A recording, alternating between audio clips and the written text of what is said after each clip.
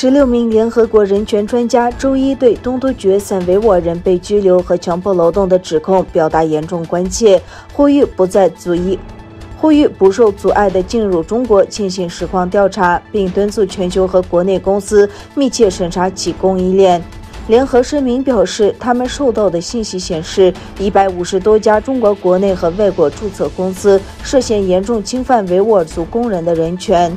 商业与人权工作组是8个得到授权的联合国独立人权任务组之一。他在提出对维吾尔族成员待遇的关切时表示，我们对这些指控深感关切，如果得到证实，这些指控将构成严重的侵犯人权行为。声明表示，据消息来源称，维吾尔族工人据称从事剥夺性的工作，并处于虐待性的生活条件之下，这可能构成任意拘留、人口贩运、强迫劳动和使用强迫劳动的奴役。声明说，据消息来源称，数十万维吾尔族少数民族成员被关押在再教育设施中。据报道，许多人还被强行转移到东突厥散和中国其他省份的工厂工作。该工作组表示，中国是人权理事会的成员国。作为人权理事会任命的独立专家，我们认为对中国的正式访问将是进行这种对话和在自由和不受阻碍的准入基础上为我们自己评估局势的理想机会。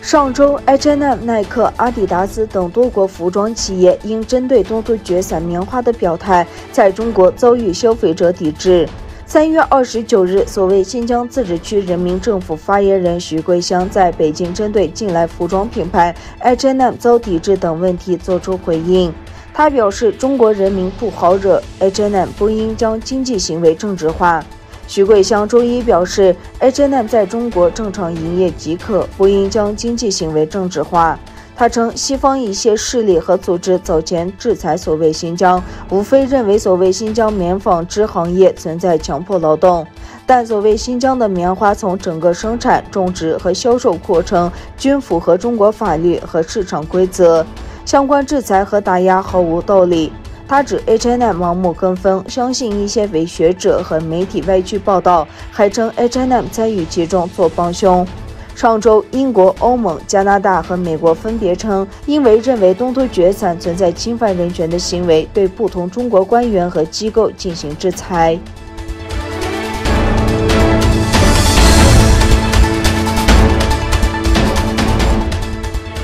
加拿大对涉嫌维吾尔族种族灭绝的中国官员实施制裁，加重紧张关系进一步升级。近来，中国战狼外交日益嚣张。上周末，中国驻巴西里约热内卢总领事里昂在推特上公然羞辱加拿大总理特鲁多。里昂发帖称，特鲁多是个混小子，最大本事就是破坏加重关系，将加拿大沦为美国走狗，全然不顾应有的外交礼节。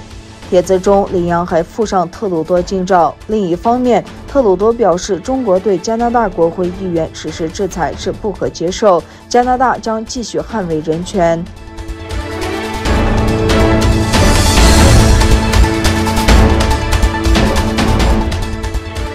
欧盟外交与安全政策高级代表博雷尔表示，欧盟领导人峰会决定在共同兴趣的领域上与土耳其保持积极关系，并称我们必须与土耳其保持积极关系，我们必须继续努力。博雷尔在以高压外交周为题的文章中上说，上周的欧洲峰会上，俄罗斯、中国和土耳其成为主要议题。博雷尔提醒俄罗斯和中国联合起来对付西方世界。欧盟上周决定对负责东突厥散的严重侵犯人权的行为的中国官员实施制裁。他强调，拒绝民主价值在于俄罗斯和中国和解的基础上。另一方面，在土耳其与欧盟关系出现许多紧张关系之后，双方关系有所改善。博雷尔写道，在上周初与欧盟各国外长举行的一次会议上，他们一致认为总体话语和东地中海局势已有所改善。